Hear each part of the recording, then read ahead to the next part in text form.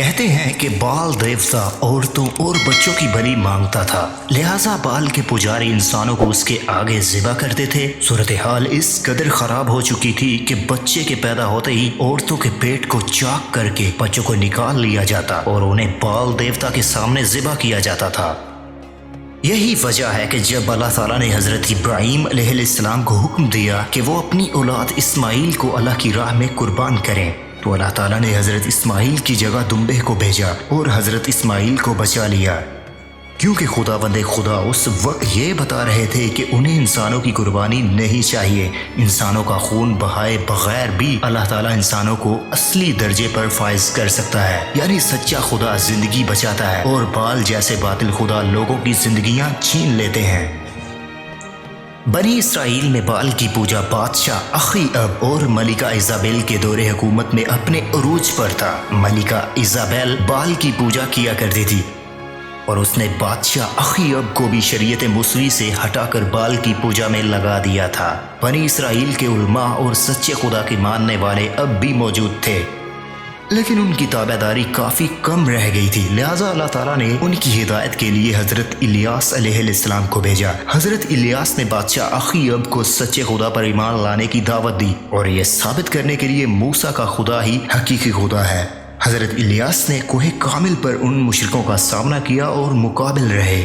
بال کے پجاریوں نے جانوروں کو ذبح کیا اور حضرت الیاس نے بھی قربانی پیش کی۔ پجاری بال دیوتا سے آسمان سے آگ اتارنے کے لیے دعا کرتے رہے، لیکن آسمان سے کوئی آگ نہ اتری، جبکہ الیاس نے جب اللہ سے دعا کی تو آسمان سے ایک آگ کی لہر اٹھی اور اس نے قربانی کے گوشت کو جلا دیا، جس سے بنی اسرائیل کے عقل مند لوگ سمجھ گئے کہ الیاس علیہ السلام کا رب ہی سچا معبود ہے اور وہ حقیقی معبود پر ایمان لے آئے۔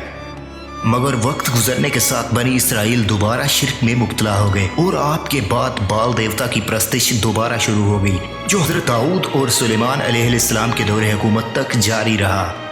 حضرت سلیمان نے اپنے دور حکومت میں بت پرستی کو دبا دیا اور بنی اسرائیل کی اصلاح کی، لیکن حضرت سلیمان کی وفات کے بعد اسرائیلی ریاست میں ایک بار پھر سے بت پرستی پھیل گئی اور لوگ شرک میں مبتلا ہو گئے۔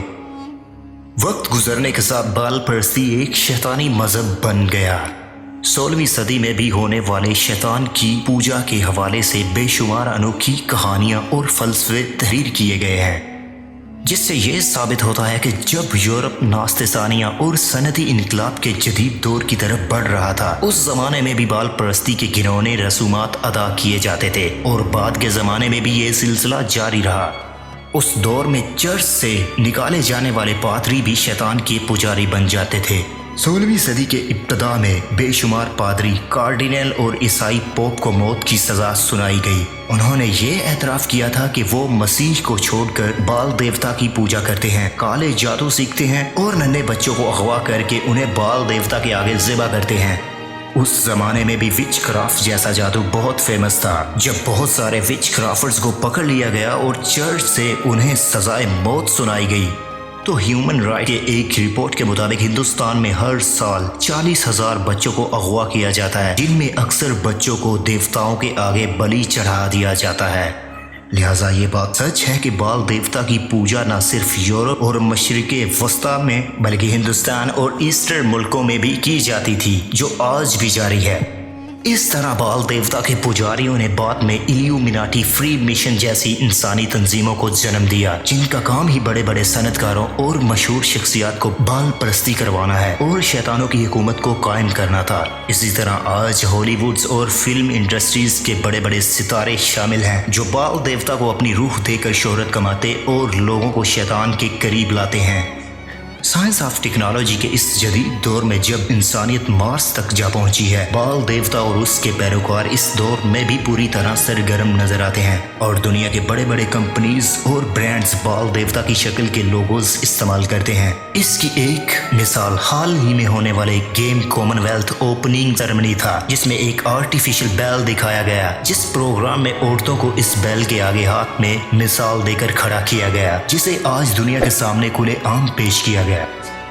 فتنے کے اس دور میں شیطان اور بال کے پھیلتے ہوئے اس جال کو معاشرت، سیاست، سوشل میڈیا، یہاں تک کہ ایجوکیشن میں بھی صاف دیکھا جا سکتا ہے۔ اس بال پرستی کو آج خوبصورت بنا کر آرٹیفیشل بنا کر ہماری زندگی کا حصہ بنایا جا رہا ہے، لیکن اسی شیطانی بھیڑ کا حصہ بننے والوں کو صرف چند دنوں کی کامیابی ملے گی، جبکہ آخرت میں ان کا انجام بڑا سخت ہے۔